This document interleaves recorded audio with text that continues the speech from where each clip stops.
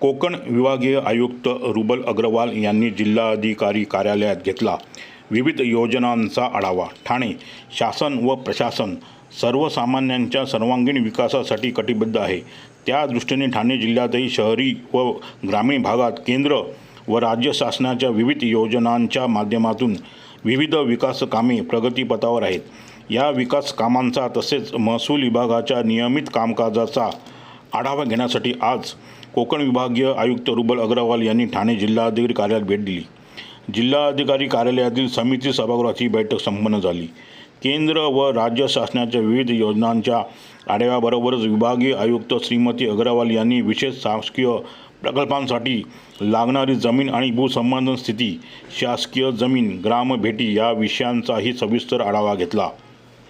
त्याबरोबरच विशेष सखोल पुनर्निरीक्षण कार्यक्रम, जनगणना व घनकचरा व्यवस्थापन प्रकल्प कामकाजाबाबतचाही आढावा त्यांनी घेतला। या कामांमध्ये येत असलेल्या अडचणी त्यांनी यावेळी जाणून घेतल्या।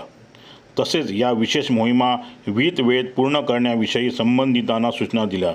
या बैठकीत विभागीय आयुक्त श्रीमती अग्रवाल यांनी शहापूर तालुक्यातील चोंडे खुर्द या गावात झालेल्या घोंगडी बैठकीचा आवर्जून उल्लेख केला आणि या उपक्रमाचे विशेष कौतुक केले।